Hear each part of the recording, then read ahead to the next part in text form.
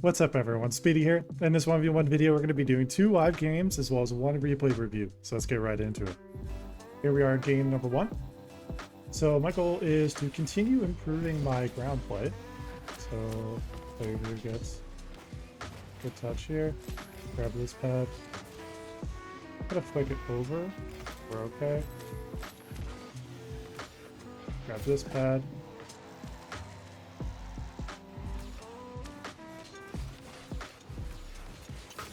Unfortunately, I actually didn't have to touch that because they fucked up the reset.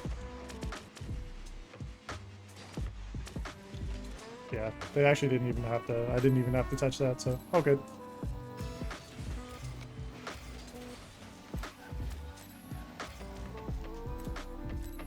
Go for more ground play. They're going to come out to the air. And they're just gonna play off free space. Okay. Let's think. Let's think. Going against people like this. Close the space. Let's try that strategy.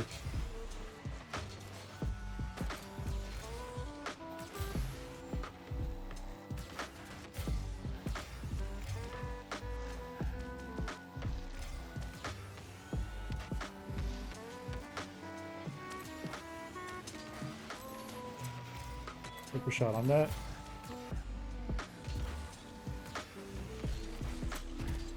Nice. Good shot.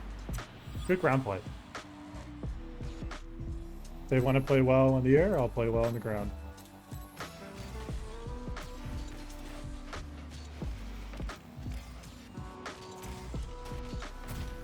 Nice. I will take the kickoff goal. Happily.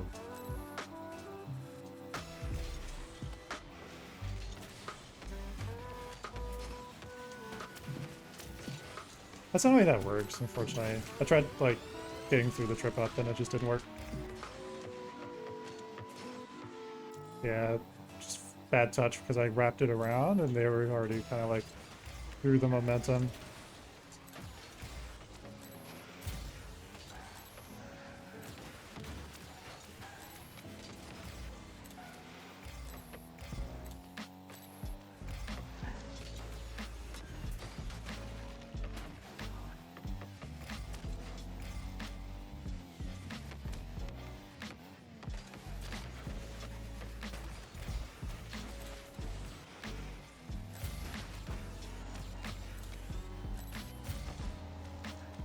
And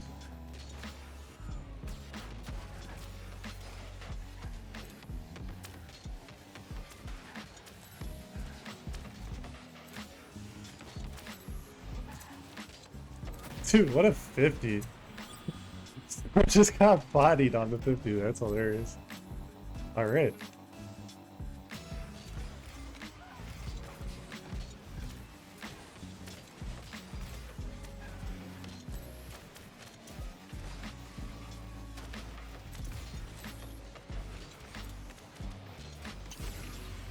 That definitely plays an annoying play style, but I'll make it work.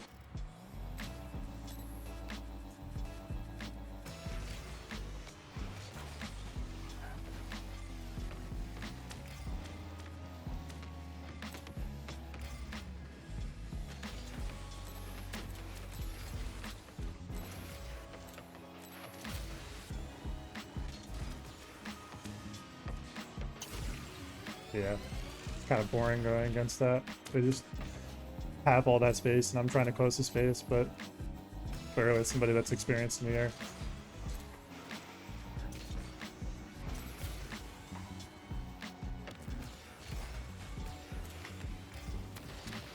Alright. Fair enough.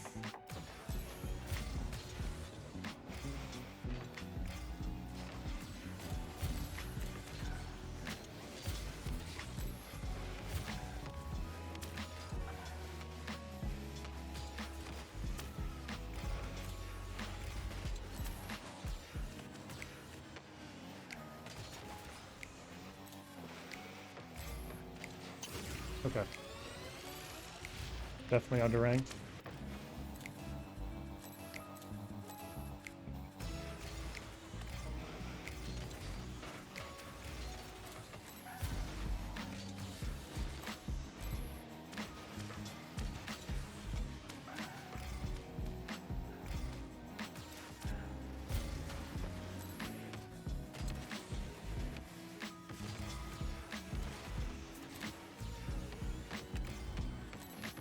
Get one back finally. Technically winnable, but need to actually do something though. Come on.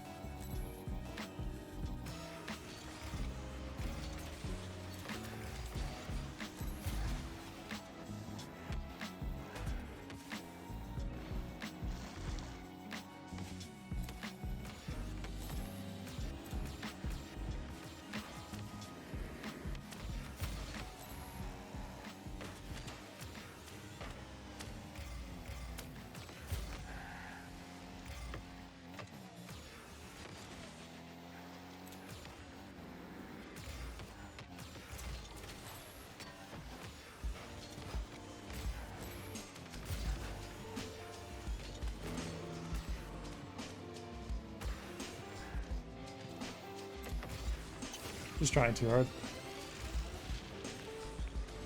That's fine. Might as well lose and learn, you know?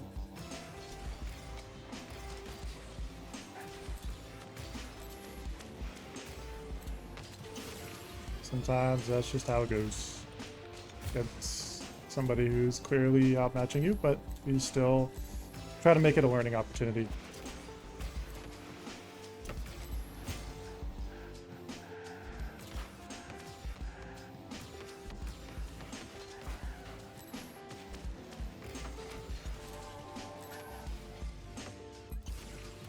Alright, well, GG.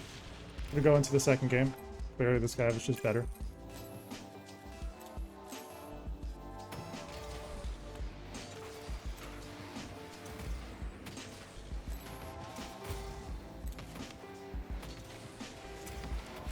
Good start on the flick.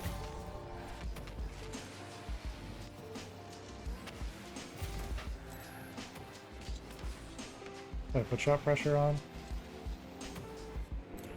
Control touch here. And you see how by getting the control touch and taking time, I could kind of like get an idea and gauge how the opponent was going to try to play the play. And if they're going to early chow that, it just makes it easy for me to kind of tell what they're going to do.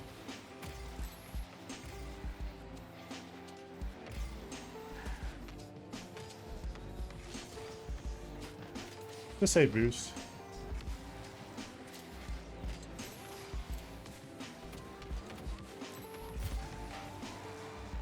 Very obvious bump attempt.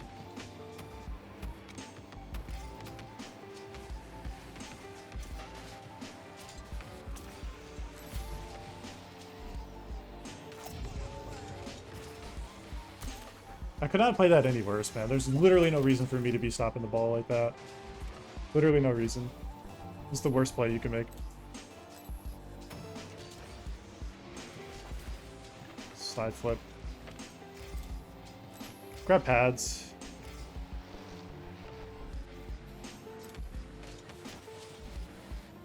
Push this over aggressive, that's fine.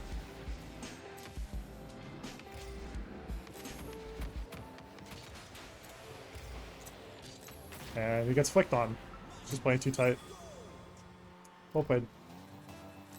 Let's get our first lead going.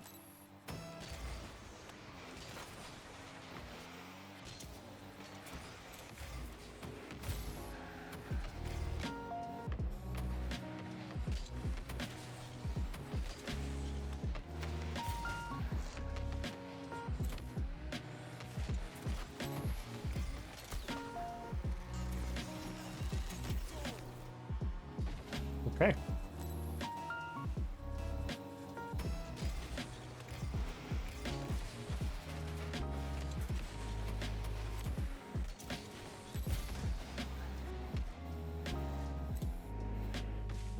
Just take time.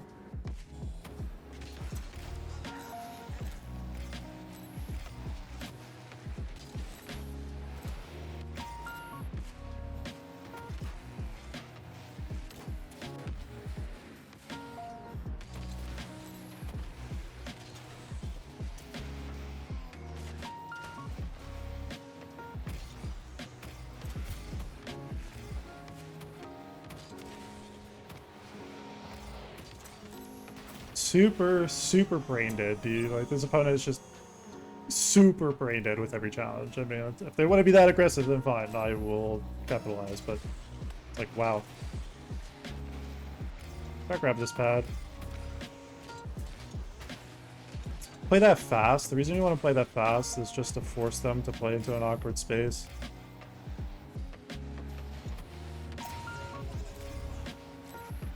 It's not use boost.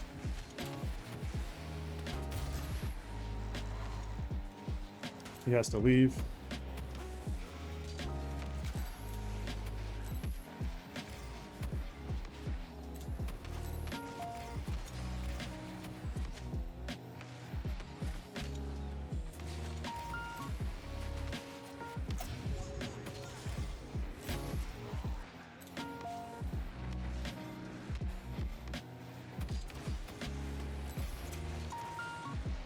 I can't really get there to save it.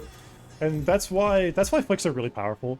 If you use flicks as a way to force goal line pressure, that's where flicks become really, really potent.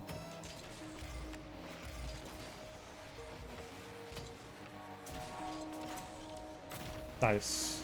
Well done. That was a really good kickoff too, actually. Like, really good speed flip, and then couple that with, like, good momentum, trying to play into where the ball was going to go into.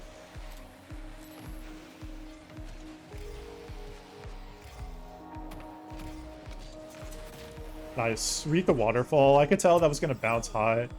GG. Alright, well, let's get right into the replay portion of the video. Not bad. Rough first game, but definitely better second game. Okay, so here we are in the replay portion of the video. And I'm not going to lie, just trying to get games, you know, for good quality games for the recording, and then I go against a fucking SSL tourney winner who's very obviously, very clearly smurfing. As you're going to see this video and this game. This guy was 1 kajillion% a smurf. If he was an SSL smurf, like level smurf, I have no idea. I haven't checked RL tracker yet, and I guarantee you this is an alt account in the first place. A little wild that this dude is in Diamond 1, Diamond 2, but you know, smurfs do what smurfs do. As you're gonna see, obviously, you know, a little not normal for this rank. I definitely could have played that better though. To make this instructional though, committing to this position and hesitating is dangerous, because at this point the opponent can get control. If I want to make a play, I need to commit to what I want to be doing. So if he's going to make this touch here, I need to bump him out. That's the only way through that. If I'm going to try to play through this play, I have to bump him through. I can't just stop and get stuck. Otherwise, that's what gives him the tempo for the play. The other way to do it, and the more intelligent way to do it, is you get the touch here, grab that pad on the left, and just wait. Instead of pushing up this far into the corner, recognize the corner's a safe spot, and just wait. You know, back up a little bit if I have to. You know, get to the front post and just kind of wait. And that would be safer. Again, I mean, this guy just... Unfortunately, yeah. This is what this guy was trying to do all game, was just stupid shit. In a very clearly below ranked game. And in a ranked game, I'm going to take it seriously. If they don't want to, that's their problem, their prerogative, but I'm going to take it seriously. So I go for the bump there. Again, just I'm thinking, in my head, I'm thinking high percentage. I'm thinking, how can I make plays that are going to give me the best chance to win against somebody who's very clearly, obviously, if they put all their heart and soul into actually like trying and being a better player and not being the kind of person that is going to smurf in this rank, then, you know, yeah. Then if they decide to really like properly try, they probably could have won. But they decided to just do this kind of stuff all game, and unfortunately it was kind of just weird. People that do this are weird, you know, just weird people, dude. That's my view of it. It's just super weird. But you know, it's Rocket League, it's a game. I'm not going to try to yuck someone's yum, but at the same time, you know, when it creates a negative experience for other people, that's where I start to feel of the mindset that it is not an ideal thing for a ranking system where you have people doing this kind of stuff. But fair, you know. Is it against the rules? I don't think so. Even though it kind of is, technically, it's, to me, I would consider it a type of griefing. because at this point, like, it ruins the integrity of the rank game. I like the landing here, just trying to focus on getting a good landing and keeping momentum. I grab this mid boost here just to try to like go up. I fake here because I'm trying to force the opponent to have to commit to an airplane. Like, this is what I'm talking about. It's just crap, you know, it's just unnecessary stuff. Good defense there. Grab this boost. I'm expecting the bump, so I'm trying to hold him up and make him slow. And then here, get a follow-up bump, and then finish off with the goal here. Because I'm the type of person who's going to take this seriously. I'm going to, like, these are ranked games. These are games where in my MMR and my ELO, I need to be trying to playing to win. I need to be pushing myself to be my best. And so if it means me having to get a lot of defense practice against somebody who's very clearly, obviously smurfing, which is an unfortunate state of affairs in this game that has always been the case that people do smurf. Unfortunately, he messes that up. Gets a goal there, but how would I have defended this better? Not being as wide. I was definitely a little too wide here, and I'm not putting myself in a position where I can place for the 50. So I need to recognize when the placement for the 50 is going to be what has to happen, not for at the end and react. I need to be proactive with the play, and that's what would have actually led to this play being a savable play.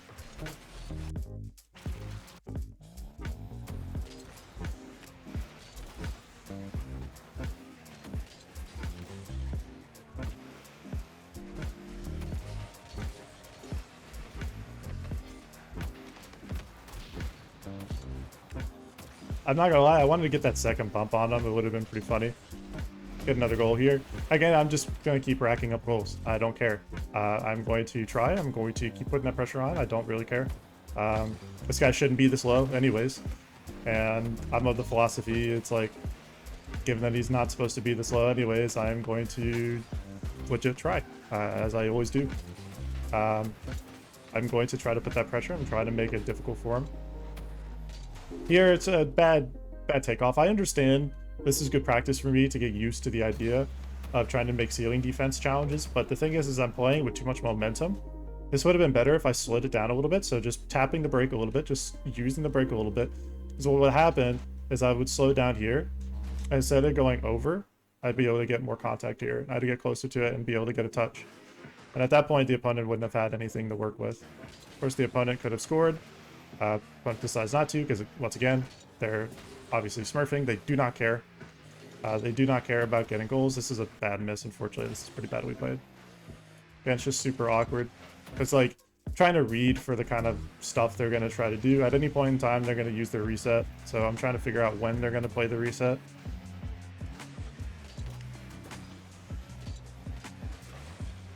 So here, grab this mid boost. Do make a mistake here. So you're going to see in just a moment. It's just being a little too passive there. Again, it's like I'm giving the guy space to do what he wants, and of course that's why I need to recognize once he has that separation. It's hard to see the separation because I'm so focused on the crap that he's doing with his car. I'm not paying attention to the ball. In these situations, you want to play ball. You know, focus on the ball. Try to focus on that separation. So here, like, you see this separation, he jumped off. That's a snap moment of separation where I need to be turning and I need to be committing. I can't half commit there because that half committing is what's giving him the space to be able to make a follow-up touch, which is what becomes the shot. So that's the moment to be teachable in this specific play, is to try to recognize the commitment to the play. It's hard. It is hard going against Smurfs. Smurfs are a special breed of player that have always been kind of the scourge of the Rocket League community for many reasons, and that's one of them, is they always make the game itself harder on those, and harder in a way that's kind of undue. It's not a really competitive situation. It's not a competitive environment anymore. It's just try to figure a way through surviving, and sometimes that happens. You know, it's like taking a Champions League like football player and having him go against like a varsity high school player, and then saying like, oh yeah, the Champions League player, he's actually pretty new to soccer. This is like his first week playing, you know, and he just finished soccer camp, you know, this is his first week, please go easy on him. And then the guy does like every single type of like nutmeg and crazy play on you, and then you just get completely fucking dunked on. You know, then he bicycle kicks on you for good measure. I mean, like that's kind of the you know, that's kind of like the equivalent here. And that's kind of just how Smurfs are. You know, they enjoy doing that. When you go against Smurfs, you just have to try to make it a learnable game, a teachable game. So the reason why I positioned here and I went center line here is because I'm trying to play for a potential cut, because I can tell the way this guy's playing, he's potentially going to get very explosive plays. Here I don't mind this. Again, just playing tight here, just not giving him a lot of space to work with. Here, just placing for the 50. He wants to go for that boost, that's fine. Again, he wants to steal the ball. Once again, fine. Grab this pad, and I put myself in a position to grab that big boost because I was pretty safe to do that. It's a good save. It's definitely awkward play though. Again, it's awkward playing against people like that. Here I just went for a bump play. It's just obviously not going to work, but still fine. Up 4 goals with 20-something seconds left.